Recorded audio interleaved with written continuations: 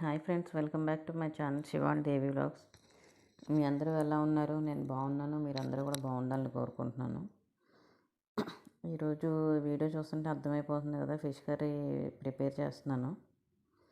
దానికి కావాల్సినవన్నీ చూపించాను. Fish, onion paste, chilli, tomato puree, కొత్తిమీర అవన్నీ కావాలి. ఇప్పుడు ముందుగా మనం ఒక మెంతులు వేసాను, 4-5 మెంతులు వేసాక ఆనియన్ పేస్ట్, పచ్చిమిర్చి వేసి ఫ్రై చేశాను. అందులో అల్లం వెల్లుల్లి పేస్ట్ కూడా వేసాను. అల్లం వెల్లుల్లి పేస్ట్ ఫ్రెష్గా వేసుకుంటే బాగుంటుంది మనకి. లేదు ఆల్రెడీ ఉన్నదన్నే వేసుకోవచ్చు, కానీ టేస్ట్ అయితే ఆ రోజు వేసుకున్న ఫ్రెష్గా వేసుకుంది అయితే బాగుంటుంది. ఒకసారి అలా ట్రై చేయండి, కర్రీ ఎక్స్ట్రా టేస్ట్ ఉంటుంది. ఇది ఇలా ఫ్రై అయిపోవాలి. ఆనియన్ పేస్ట్ అది ఫ్రై అయిపోవాలి. కొంచెం ఫ్రై అయిన తర్వాత టమాటా ప్యూరీ వేసాను. టమాటాలు ఇష్టం లేని వాళ్ళు స్కిప్ చేయొచ్చు. నేనైతే మా వైపు వేస్తారనమాట, అందుకని టమాటా ప్యూరీ వేసాను. తర్వాత ఉప్పు, పసుపు, కారం దానికి సరిపోయేటట్టు వేసాను. వేసి కలిపెట్టుకోవాలి మనం. ఇది ట్రై చేయండి ఫ్రెండ్స్, చాలా బాగుంటుంది ఫిష్ కర్రీ. నేను సింపుల్గా ఎలాగైపోద్దో చూపిస్తాను మీకు.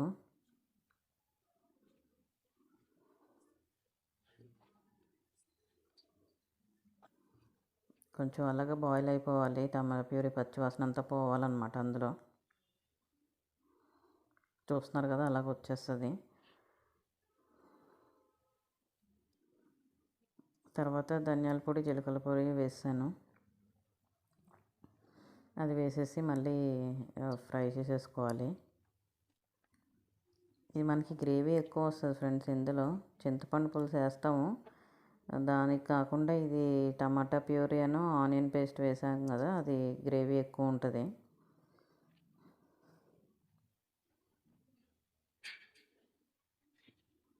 ఈ బౌల్ సరిపోవట్లేదని యాక్చువల్గా వేరే బౌల్ పెట్టాను అనమాట. అందులో పీసెస్ అవన్నీ వేసాను.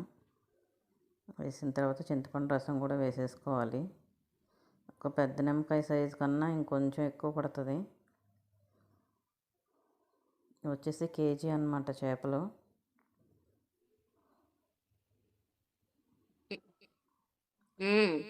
ఉప్పు, కారం అవి సరిపోతే కనుక ఒకసారి మీరు ఒకసారి టేస్ట్ చేసుకొని చూసుకొని వేసుకోండి. ఇదంతా అలా బాయిల్ అయిపోవాలి బాగా. ఫిష్ ఎగ్స్ కూడా వచ్చాయి. ఎగ్స్ చూడండి, చూపిస్తున్నాను. ఎగ్స్ అక్కడ ఇక్కడ వేసాను చూడండి. ఫిష్ ఎగ్స్ ఎవరెవరికి ఇష్టమో నాకు కామెంట్ చేయండి. నా రెసిపీ ట్రై చేయండి, లైక్ చేయండి, షేర్ చేయండి, సబ్స్క్రైబ్ చేయండి. శివాన్ దేవి వ్లాగ్స్. ఉంటాను నేను, మీ దేవి.